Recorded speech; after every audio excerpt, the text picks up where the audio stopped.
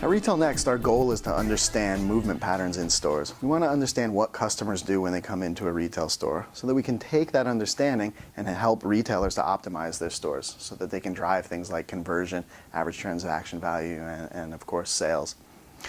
A very effective way to do that is to take the data that we have, paths through a store, the information that we get from computer vision, from person tracking using cameras, and formulate that as a problem that mathematicians have already worked on and have already solved and already have an understanding of.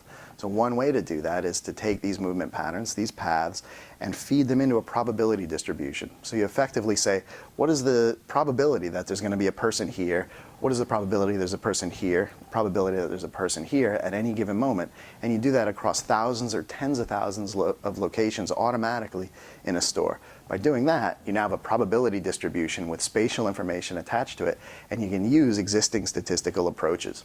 Some examples of those might be KL divergence. KL divergence measures the distance between two probability distributions. So those two in a retail store might be one that's an average. I might have an ongoing average. This is what my movement patterns in my store typically look like. And then I might want to compare Tuesday to that, or a day when I have a promotion, or I might want to compare weekdays to weekends. I can make any comparison that I want and understand the distance between those two things, which lets me say, how unusual was today?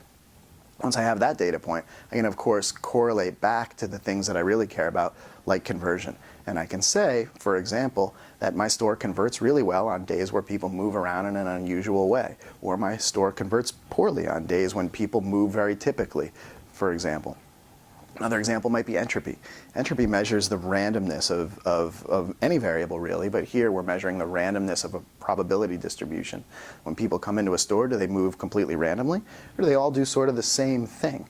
This gives us a metric that helps to understand that, and I can use that to drive things like merchandising and store design. Maybe I want people to move really randomly. Maybe I think that that's going to help me to sell more, so I want to drive higher entropy in my store. This lets me measure that in a very quantitative, very objective sort of a way.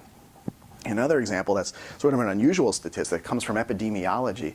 It's called Ripley's K. Ripley's K takes a spatial probability distribution and measures the clusteredness of that distribution. How clustered are the movement patterns? Are people here and here and here and here, or are they moving fluidly and smoothly through a space? Ripley's K gives us a way to measure that, again, so that we can drive things like merchandising and store design. Where do I put my fixtures? Do I want to drive that sort of clustered movement pattern behavior? And is that clusteredness driving things like traffic or sales and conversion, things like that?